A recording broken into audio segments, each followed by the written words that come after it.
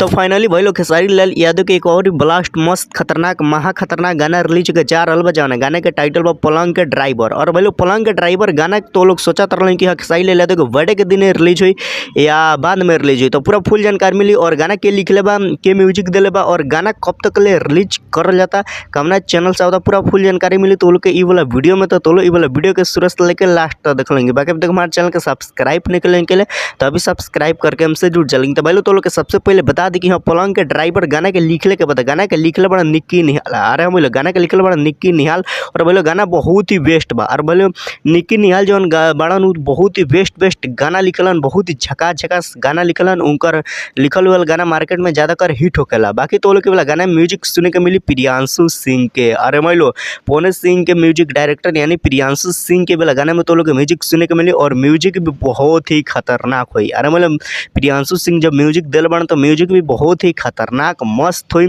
तो लोग के बता दी कि पलंग के ड्राइवर गाना कामना चैनल से आयल बा तो ओम रिकॉर्ड से। अरे बोलो ओम रिकॉर्ड भोजपुरी से खेसारी लाल यादव के पलंग के ड्राइवर गाना आवेला बा। गाना बहुत ही जबरदस्त मस्त खतरनाक महा खतरनाक बा जो तो लोग सुने में बहुत ही मजा आई काहे कि गाना बहुत ही बेस्ट बनावल गल बा। निक्की निहाल के गाना लिखल बा और बोलो तो लोग बता दिया गाना गईले के बाद गाना गईल बा भोजपुरी के हिट मशीन खेसारी लाल यादव और शिल्पी राज। अरे बोले खेसारी लाल यादव और शिल्पी राज के आवाज़ में तो लोग के वाला गाना सुने के मिली।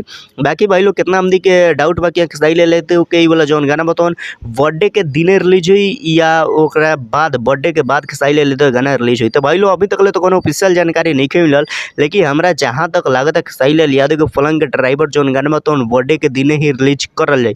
और बोले बर्थडे के दिन कहीं ना रिलीज करल गल तो बर्थडे के बिहान भैया गाना जरूर रिलीज करल जाए ओम रिकॉर्ड भोजपुरी के यूट्यूब चैनल पे।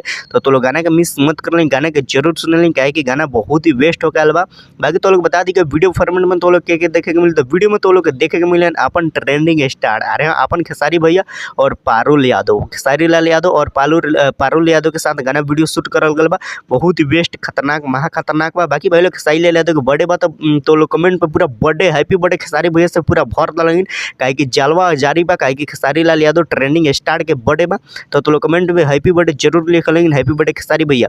बाकी तो लोग के वीडियो कैसा लगल अच्छा लगल तो लाइक कर लें, चैनल के सब्सक्राइब कर लें, वीडियो के शेयर कर लेंगे। और तो लोग भी खेसारी लाल यादव के अरे अपन खेसारी भैया के फैन बढ़ल तो अच्छा सा कमेंट जरूर करिए। लेकिन बाकी यहाँ तक वीडियो देखे खातिर बहुत बहुत धन्यवाद।